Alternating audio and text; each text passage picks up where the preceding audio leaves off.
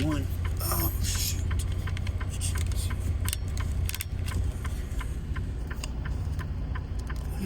That checks out. Alright, folks. We got a damn good show. Got a damn good show for you today. Damn good show. I want to give a shout out to Professor Yang. Professor Shane, please check this gentleman out. He is, if there's anything out there more interesting, I have not found it. So today is March the 29th, 2026, and this is credential-free advice trucking, or something to that nature. Today's sponsor is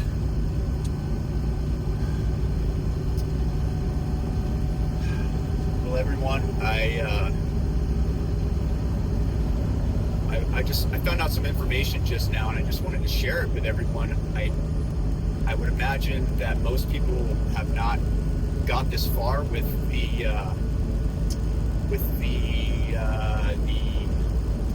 files, the filing cabinets, the Einstein files, link cabinets. So check this out. At least from my perspective, even the most rehearsed of us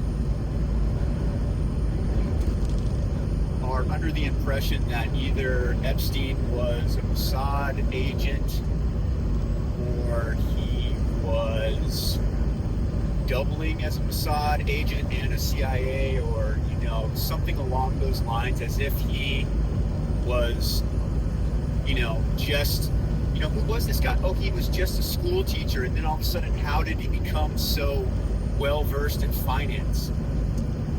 Well, I believe one of the schools he went to was Dalton, and that may actually be the school that he started teaching at as well. But so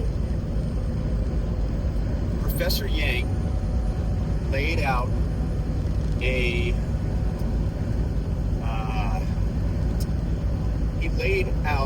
possibility that there is just pardon me, folks. Oh my goodness. May the Lord bless me and keep me out of trouble. So is it really the president who's running the country?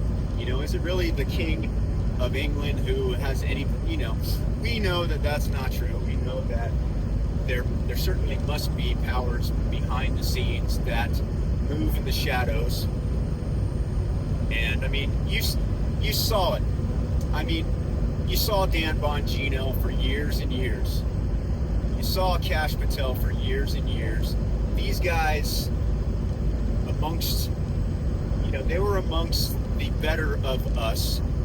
They were supposedly resolved to uncover the truth and reveal it to the people, put their foot down, and enough is enough.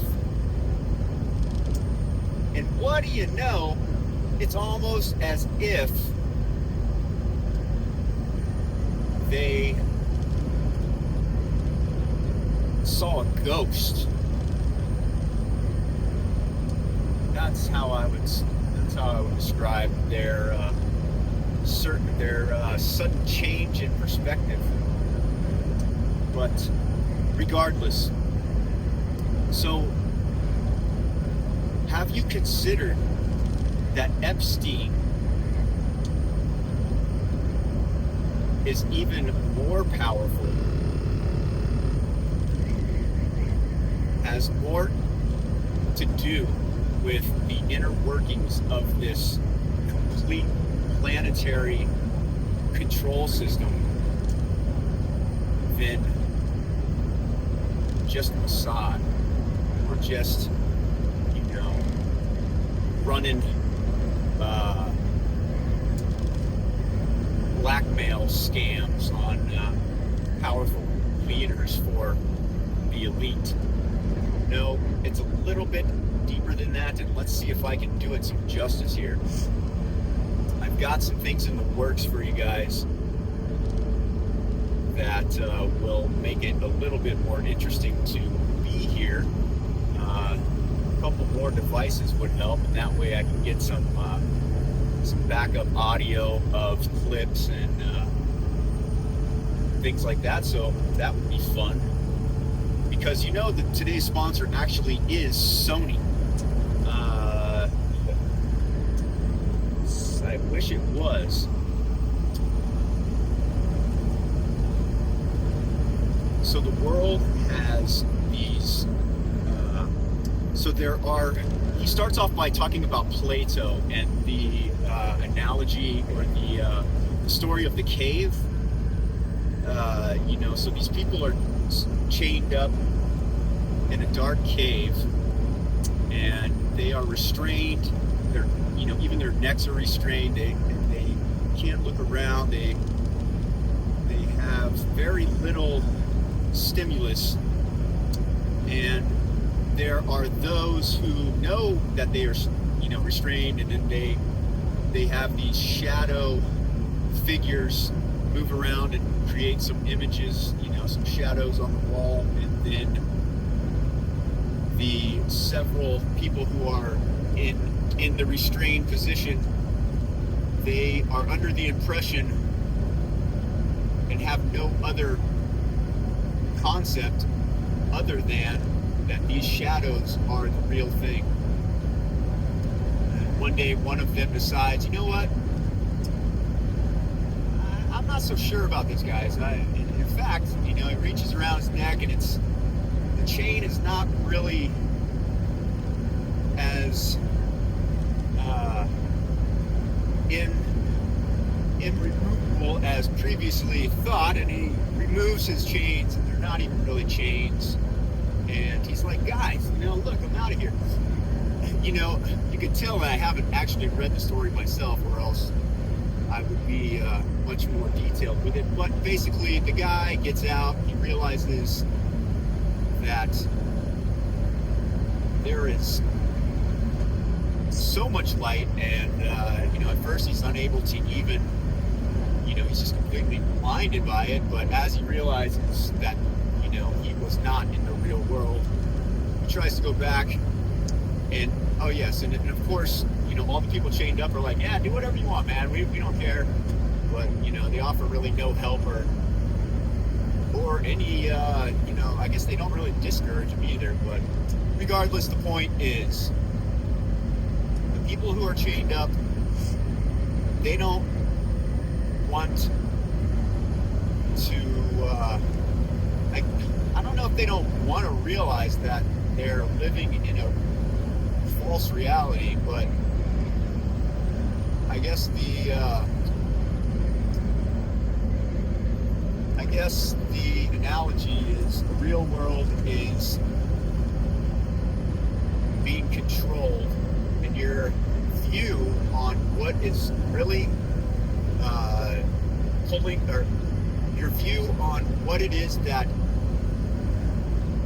makes the world go round, the powers that be, who has the power and why.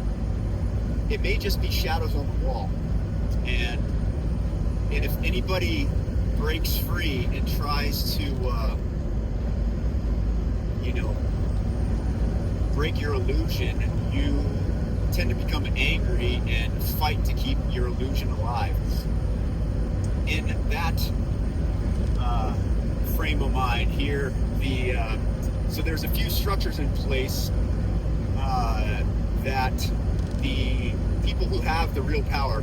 Oh, it should be noted that there are only a few people that are orchestrating this shadow, and they know that the only way that they can make the masses of people who would just overpower them easily, the only way that they have any influence over them is either through some sort of coercion, some sort of deception, or some sort of trickery.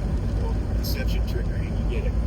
So they've created these layers in a system that is, it appears to be a worldwide, and it has separate, it's a balanced system that keeps itself in check, but really it is all, it all goes back to the same, it all works for the same purpose. It was put there by the same institutions. You've got, if memory recalls, there's a bank in Switzerland that is the head bank. I can't remember, he said what it was, but I couldn't really understand him. I tried to hear it a few times, couldn't make it out. I'll have to look it up. Whoops. But the bank in Switzerland is what all the other banks answer to, and then there's the, the international banking, the IDF or the IBF, I don't know. As you can tell, I don't have a lot of money, so banking is not really a priority for me. And then there is the Federal Reserve, which, I was under the impression that's pretty powerful, but no, it's, down near the bottom of the banking chains. And, the Bank of England and so on and so forth, the People's Republic of China Bank, it's all connected to this system that also has another arm, which is the intelligence. So all the intelligence agencies, or the intelligence apparatus, that seems like each country has its own independent situation, is not entirely true. And then there is the, what is the other arm of it? Finance. Oh, is it? We talked about the banks, we got the finance, we got the intelligence, and what was the other one? Oh,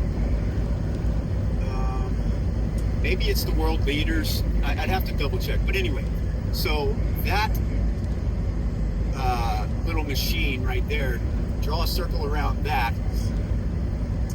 And then there are the minion that are aiding and, secretaries to that system.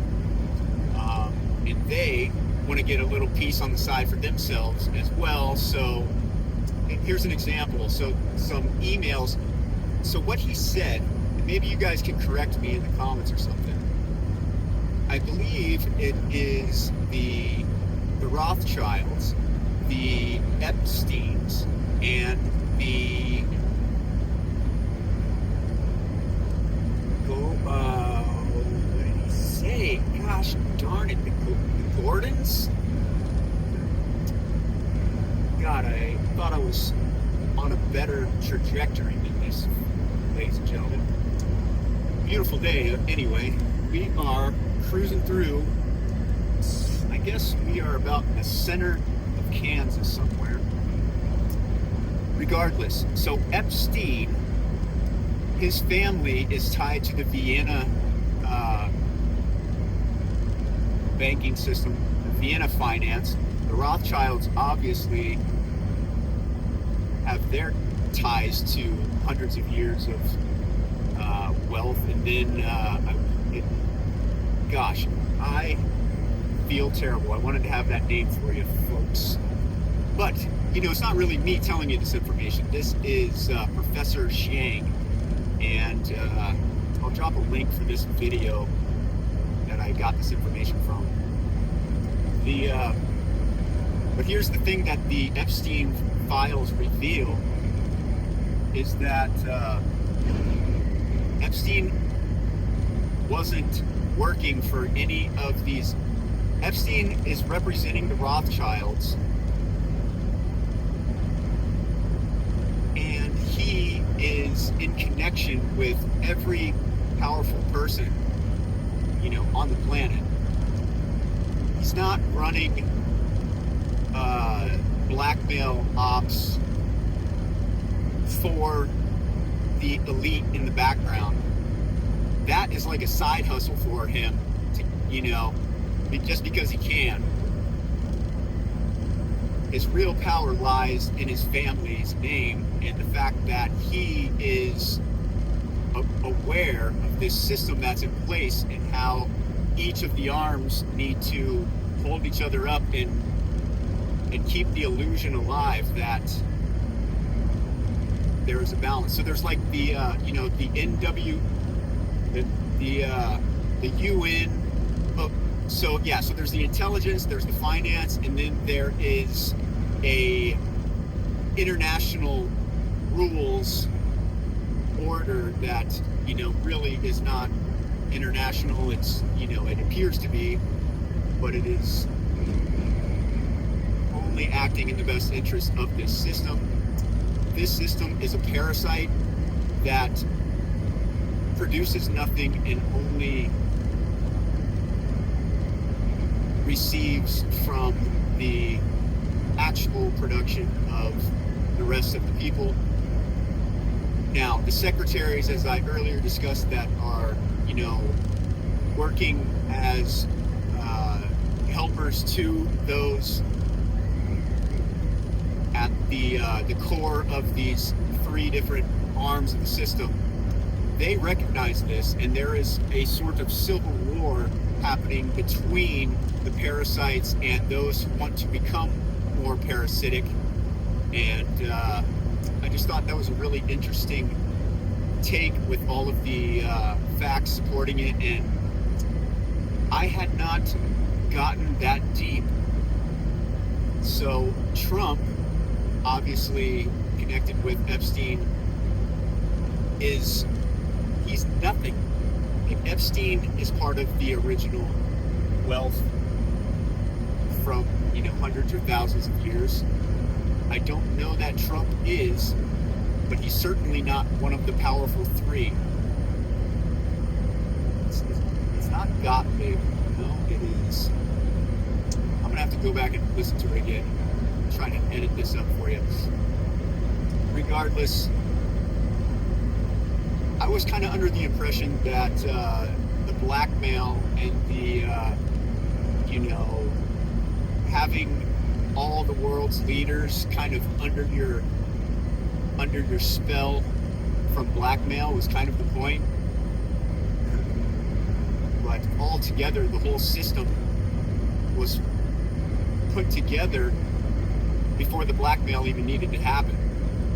And these leaders were put into place before they needed to be blackmailed.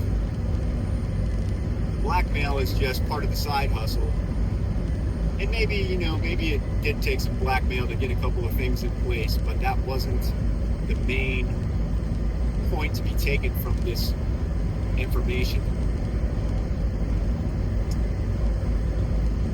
The money that Epstein controlled was in arms. It was in laundering, and it was it was criminal. That's what it is. Okay, so it's criminal, the drug trade, the trafficking trade, money laundering. Then there's the finance that appears to be, the banking system and everything else. And then there's the intelligence apparatus. Those are the three legs. Each one of them has created all of the institutions that you gain your diseducation from, to incentivize the illusion, to prop up the illusion, to to reward and sustain those who want to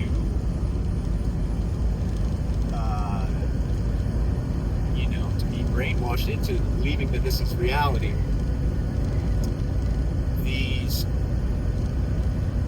Ivy League schools and every other public or private on the record schools are all just part of the illusion. And why this is important, why I brought it up, I'm trying to remember exactly. There was a point I was going to make about that. So,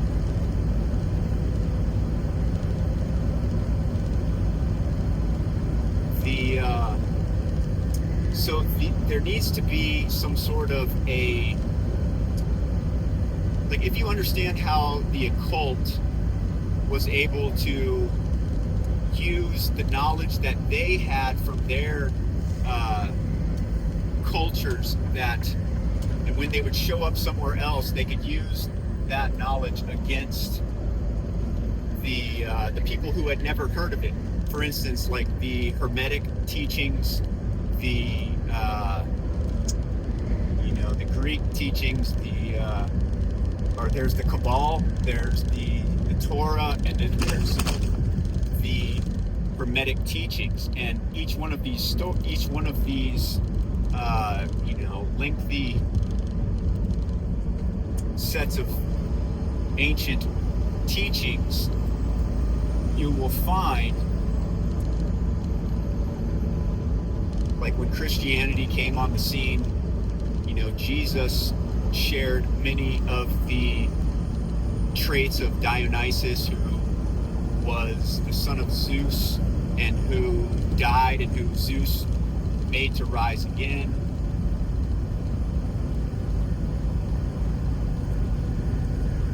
But these occult, secret schools would understand the deeper meanings when they get together without, they didn't have to be quite as secretive to discuss things in plain sight that other people would not understand. And if you can grasp that, then this information about the parasitic, it's the parasitic elite, I suppose, that are truly behind all of the big moves that the world makes. Jared Kushner, I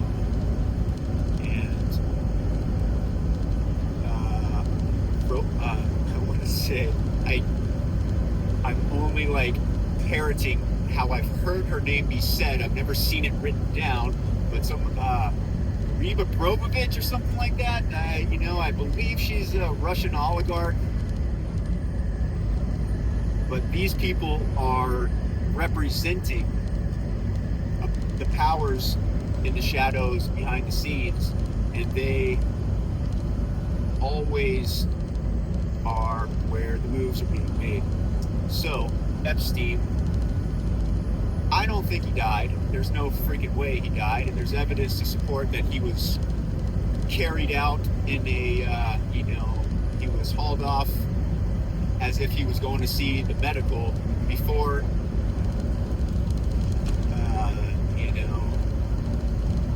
before he supposedly killed himself. And, I'm sure he's just fine. There's no way that he is going to bite the bullet in the New York prison system.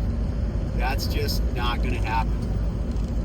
It wouldn't take very much money to make that not happen, to keep him from dying. I mean, come on. These guys are worth... One of the interesting things they discussed was how they could use this system as leverage against even people that you would think are elite. Because, say you got $100 million US and, some different investments, but that's not the real money. Oh yes, so there's the empire.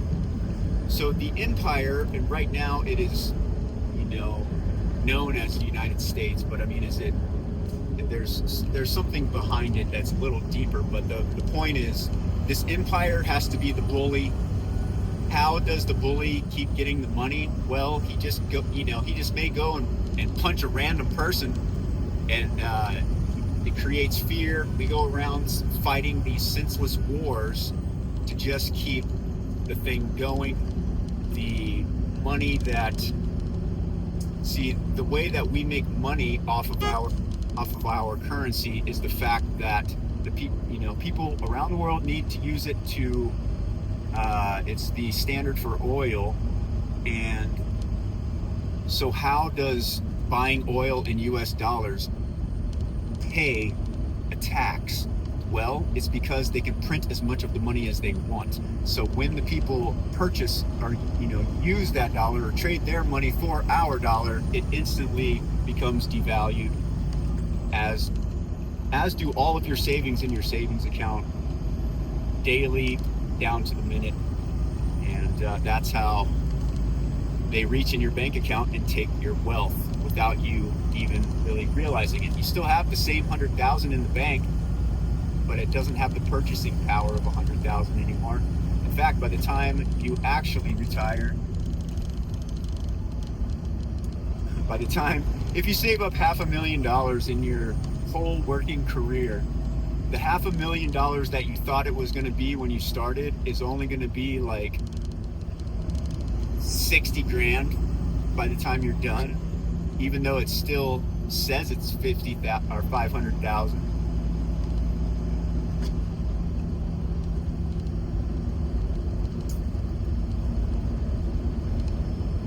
So, Epstein, more powerful, more connected than I had any expectation of. So, I wonder, it just kind of makes you think, who else is, working on behalf of this system? Jeffrey made a lot of money with the weapons trafficking, a lot of money laundering, and then finance as well. That's where he was trained in finance or whatever. But that's how he learned the ropes of what signals to pay attention to know. It's not like he's just really good at trading, but there are signals like, we captured Tyler Robinson in 33 hours. Yes, it was exactly a 33-minute phone call that I had with Charlie before he died. It's like, it's a little, yo, look over here, buddy. So he learned all the different signals and the handshakes and everything, and then that's how he was able to wiggle his way through places that other people fight their whole lives to just maybe get a taste of. And of course, his family being fully connected, he learned he knew who he and his family are and what they must do to, continue to keep this illusion alive. And they all need each other. It's not, they can't do it all on their own. They recognize this, and that's another purpose for these institutions like, Harvard and whatnot. It's a meeting place that they can come do their bidding without suspicion, or it just seems perfectly reasonable to go to a dinner at Harvard with the big names. And yes, that is the fact, though. You would love to think that the institutions of education, the fields of science, and the powerful military operations are there to represent truth, to discover breakthroughs in,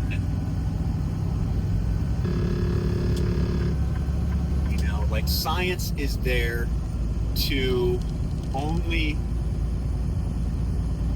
create arguments for the status quo, as is the institutions are only there to get you as close as they feel you need to get to some sort of truth without you being able to see it. And they have a very, the whole cult-like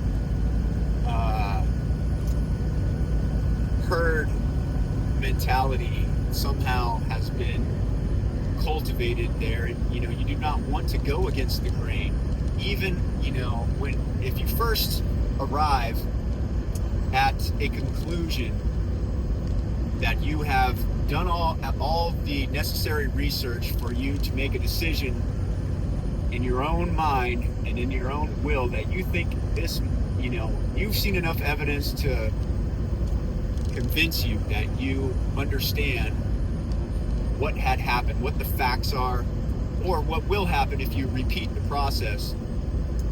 And then other people around you will convince you that that is yet not true, and here is why.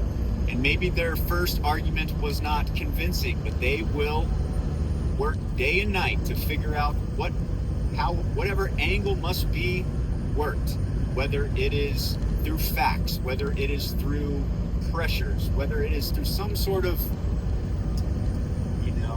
whatever it takes to make you question that, maybe there is more to this story, and I will not make that conclusion yet. I will reserve myself to that conclusion or any other until further notice, and or you'll be excommunicated, and you don't want to.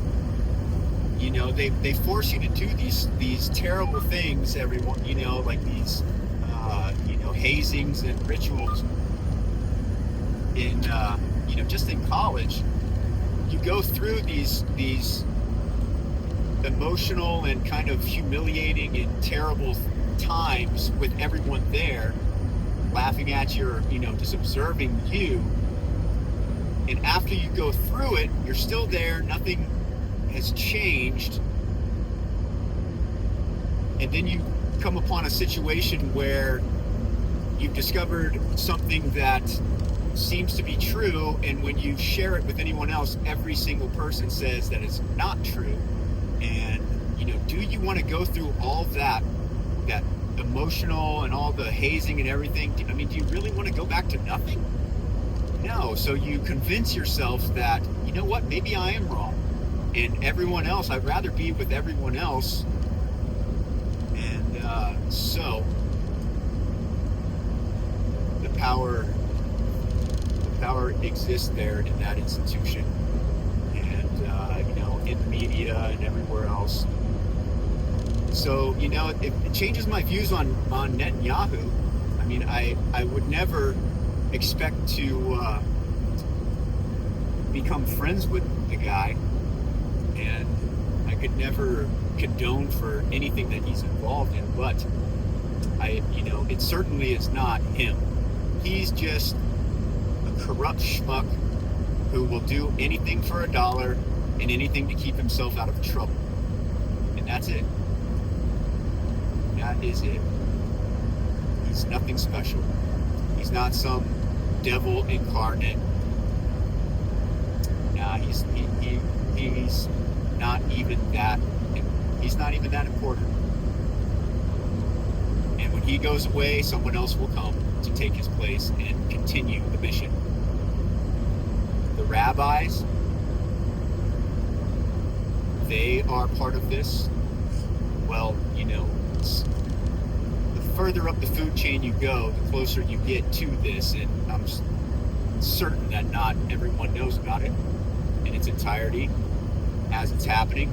But the higher up, the rabbi, it's not Shmuley. That guy, he would love to be this guy. He wishes he could eat the shit of this guy. But he was who Netanyahu was asking a blessing for maybe 20, 30 years ago, and the guy's like, bring back the Messiah, and speed up the process, Netanyahu, bring back the Messiah. And my dog's looking at me. And why? You know, this story, this religious story, partly created, you know, you would think it is the Jews because they seem like they are at the nexus of all the power,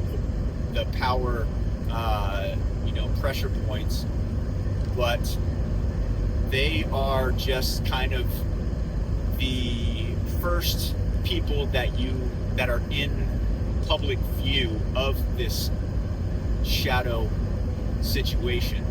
So the religious texts that have now definitively been identified as inauthentic, they have been manipulated to smooth over some bumps in history and to, you know, direct the zeitgeist and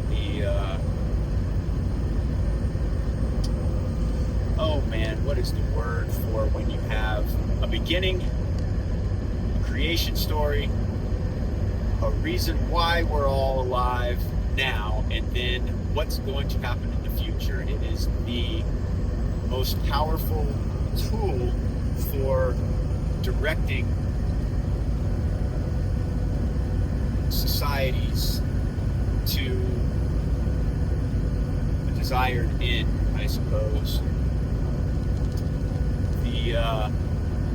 The religious text, you wonder why, like, you know, at first you kind of like, I mean, yeah, the Bible, the mark of the beast, the devil, the Antichrist, Jesus rising from the dead, your sins. I will attest and die on this hill that the original text, as far as I am able to determine, yes, it has been translated to English from its original cuneiform and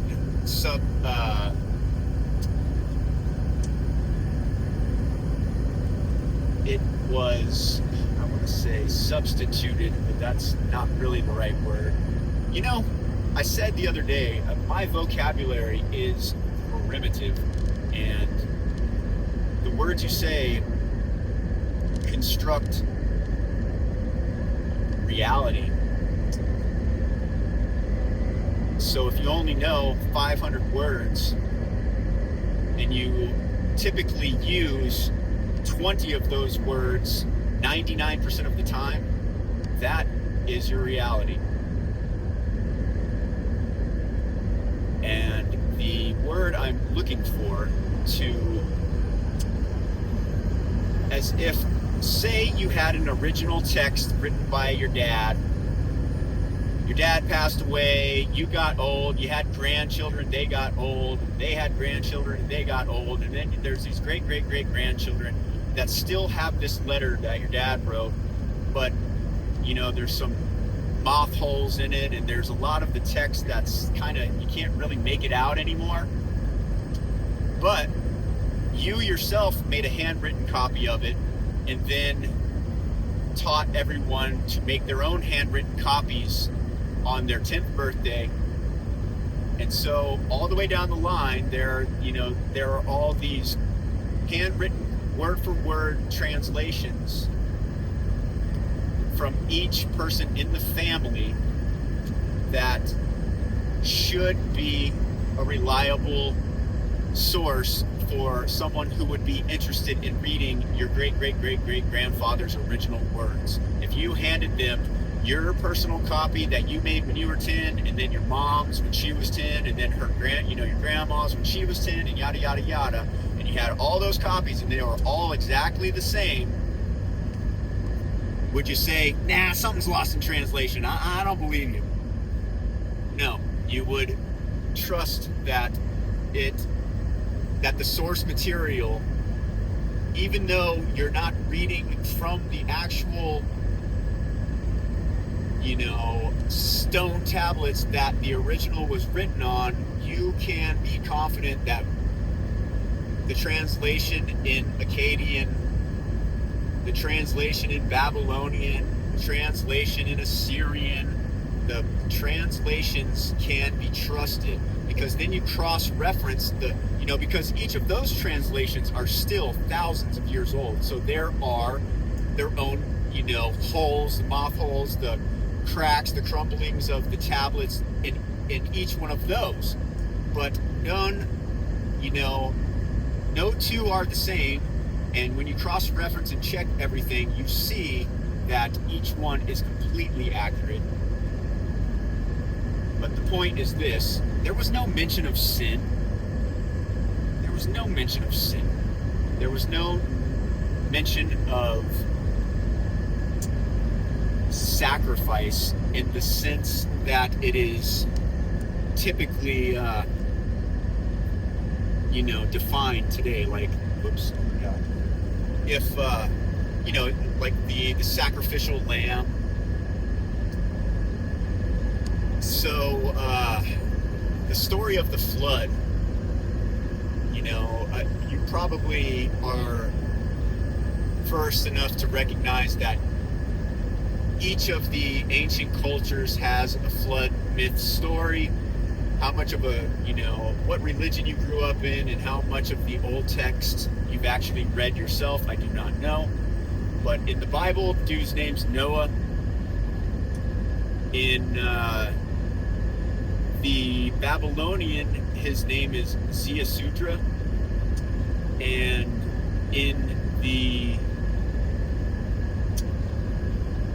more ancient, I want to say Sumerian, or the cuneiform is the only way I know to describe what the original text is. I believe his name is Utnapishtim, and this gentleman he was a son of Enki. His father was, his father was Enki. I don't know that he really knew that, but when he was born, the reason he got the name Utnapishtim, or the reason Ziusudra, or the reason Noah translates into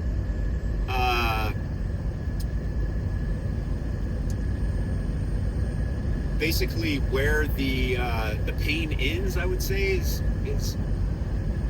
like where the suffering of the people end, or something like that, basically, because this boy was not a normal looking boy when he was born.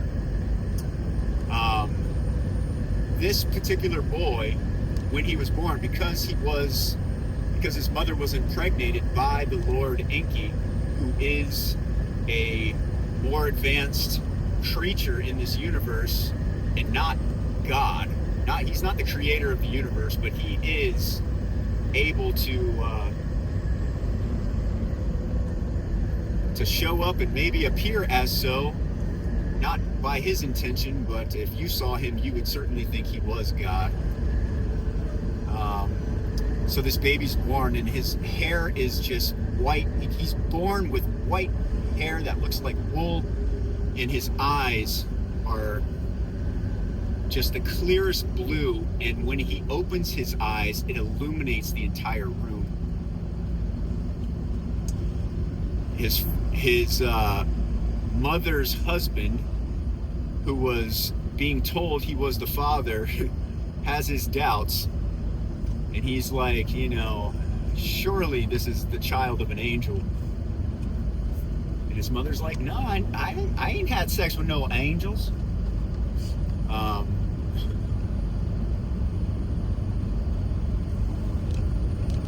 So,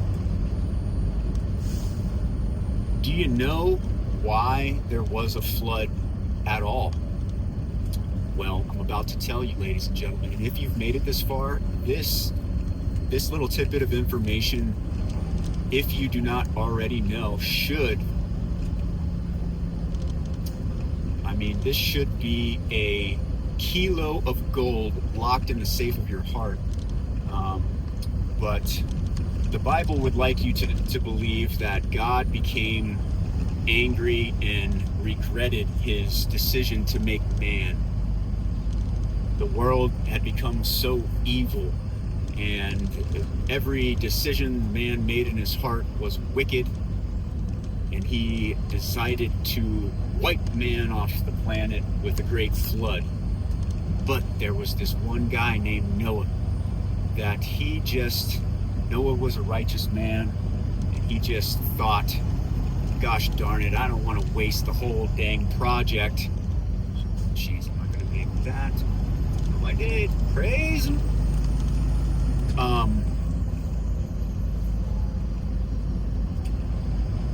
Ziusudra, or Utnapishtim, was visited by Enki one night. I do believe he lived in Eridu. No, that would be wrong. He was up, so Eridu would be in probably around the Ethiopian /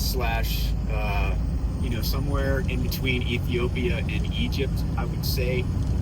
No, I'm sorry. You guys are wishing I would just give you that big block of gold in your heart already. But have you ever heard of Adam's calendar? I believe it's in southern Africa. And that, I believe, is where the original, when you hear about the underworld in many of the, the later to come Greek,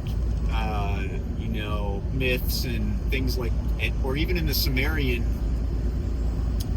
not Sumerian, but like the Babylonian stories where they talk about Inanna or Ishtar and how, she went down to the lower world to find out what happened to her husband Dumuzi, who died, and Ereshkigal, who was married to Dumuzi's brother, ended up hanging Inanna from a stake, and Enki fashioned some sort of a robotic flesh person to go down there, and he put on her the 50 pulses, and he put in her mouth the drops of the water of life, and then she arose.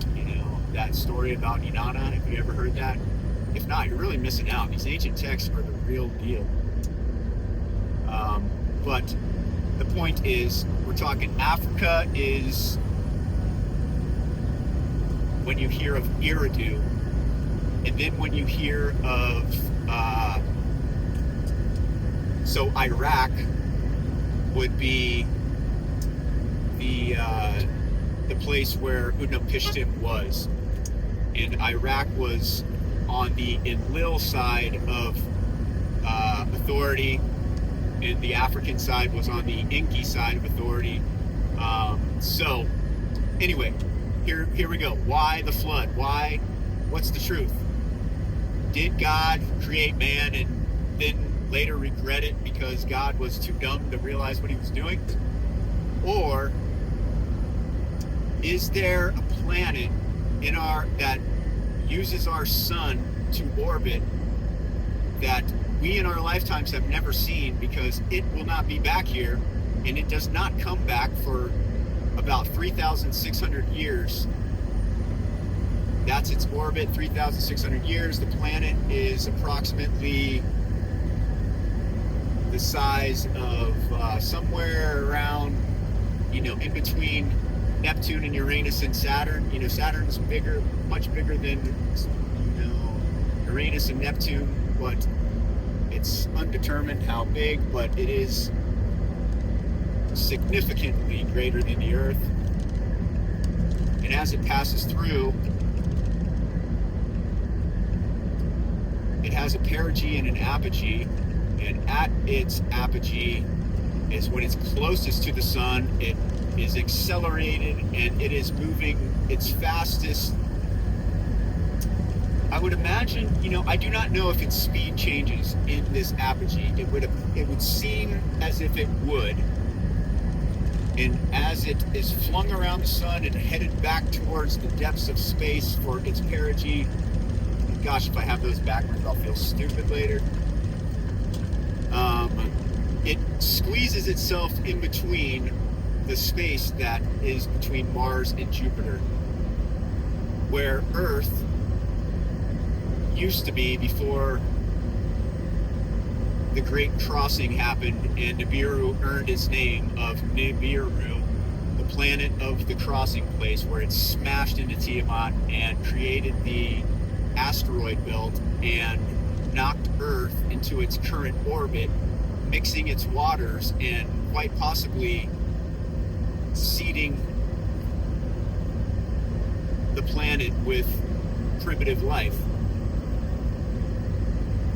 This planet, as it comes by, of course, we are spinning around the sun every 365 days, which is just like a turbo jet spinning around compared to how fast Nibiru spins around it. So naturally, every once in a while, when Nibiru comes through, it might bang into a couple things, or it might get a little too close for comfort and cause some disruptions. Much of the Old Testament found in Isaiah and in some of the prophets that describe the coming of the Lord and the terrible, the mountains will quake and the smoke and and there will be no surviving the coming of the Lord, because it's talking about Nibiru. But in this case, the ice sheets, when Enki showed up, there was much ice. This is like 420,000 years ago. And he created, that's why he stopped in Africa, because, it was one of the only places that wasn't frozen. And he used his knowledge of drainage and building ditches and, because of his knowledge of water, that's his name. Enki somehow means the Lord of water and earth. Well, Earth actually is named after Enki. His name was Ea, spelled E-A, and then of course Earth is E-A-R-T-H. But I digress. Why? So the Ice Age had all these ice sheets piling up and stacked upon each other. And have you ever seen video footage of an avalanche that goes into a mountain lake and creates like 100-foot tsunami? Well, imagine something 2 billion times bigger than that. So I guess the ice layers had precariously formed, and they realized that at the passing of Nibiru's next journey around the sun, it was going to wiggle that enormous continent of ice loose, and it was going to slide precariously into the water and create a worldwide tsunami capable of probably 1,000-foot walls of water moving at 500 miles an hour. Maybe less miles per hour than that, but not entirely out of the ballpark of, a good estimation we're talking about here. And in the ancient text, you can hear that the water comes from the south. The sky's darkened in the south, and you can, judge the amount of time that it takes for this wall to hit certain places. Anyway, so all of the efforts that were invested in the earth to mine gold and to, the mission of these aliens to save their planet, because the gold is not found anywhere outside of the asteroid belt in our solar system. None of the planets have any quantity of gold other than Mars, Earth, and Venus, Mercury, apparently. But the reason Earth is so special is because they knew of its gold when they crashed into it long, many eons ago at the crossing.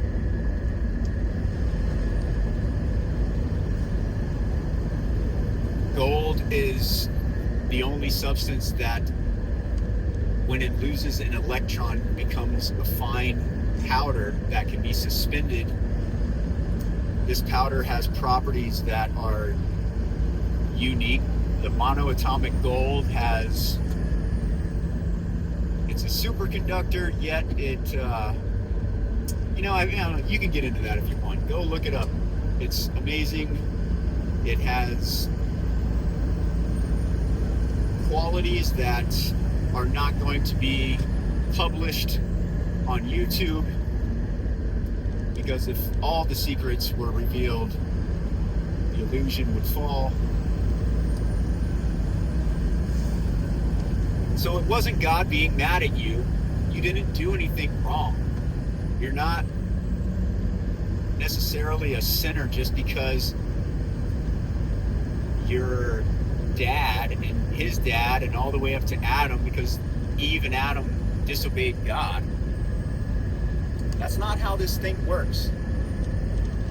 And you'll find that Enki and Enlil are the God who seems to be just this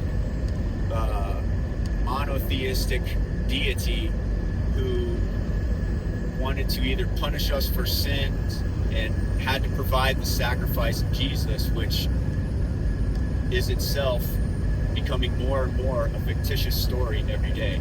Yes, Jesus was real, and yes, he recognized that the spark of the Creator is in each and every one of us and can be cultivated by doing what is good, but under no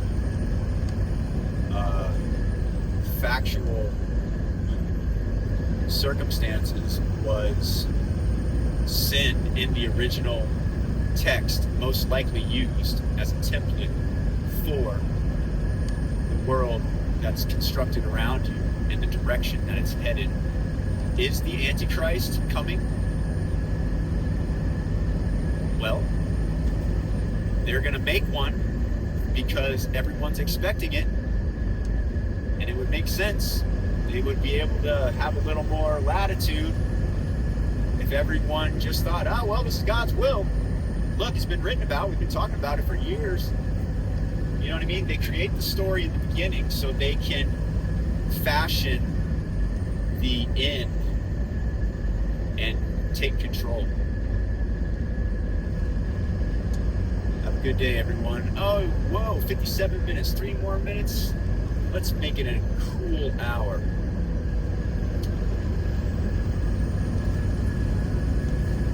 Well, seems that Andrew Colvin, even though he has been the one more truthful to Candace Owens, it seems as if he's got some explaining to do about which flight he was on. There's no way that he arrived at the tarmac in Scottsdale, in Provo, and collapsed into the arms of Erica because he was on this solo plane with no internet and no communication, and all of the anxiety of thinking about how Charlie was murdered. And then, you can imagine being on a plane for a couple hours, having no one to talk to, and then seeing Erica and then wanting to hug her. But the timeline doesn't line up. And if it is true that he was in the air headed to Provo before Kirk was killed, it would strongly suggest a plan and conspiracy is at hand here. It really does look that way, doesn't it, everybody? I mean, we all know what happened, but the facts are good to find. Baron Coleman, Candace Owens, these guys are very crucial for much of this information being disseminated, and I would just be cautious as to just like what we discussed in the beginning here, this system has to project the illusion, or else it cannot sustain, because it's a parasite. So they are going to, there's no way that they are going to continue to, without a fight, let people have platforms that they discuss these sorts of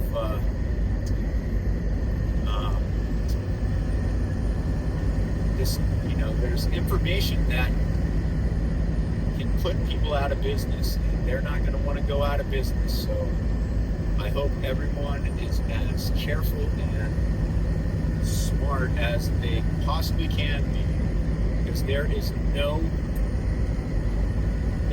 literally no thing that these people will not do to remain in their positions. And there is nothing new under the sun that they have access to. I mean, they have access to things that you cannot even imagine, to wipe you off the face of the planet and make it look like something else happened. And with that said, I would like to have a moment for all of the people in the world who have suffered and been robbed and murdered. And their stories have never been truly told, because we think something else happened. The fires in Maui, the Indonesian earthquakes, the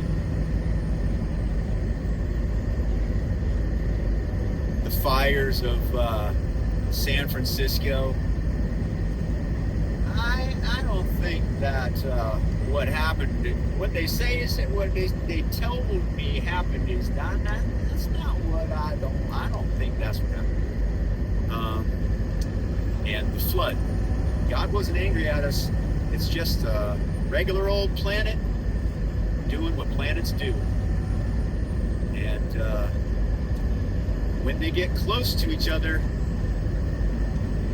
it's like when you scuff your feet on the carpet and you touch the doorknob and you get a little shock. Can you imagine? Look at that huge scar on Mars. Do you know why that's there? Well, if you read the Lost Book of Enki, you can hear it from the horse's mouth. Because there was a time when there was an atmosphere much closer to that which is here on Earth, on Mars. But that scar there that you see, is that tectonic activity, or is that scraping your feet on the carpet, touching the doorknob, electric current aftermath from a close flyby of a big planet? I don't know. I'll leave you with that. Peace.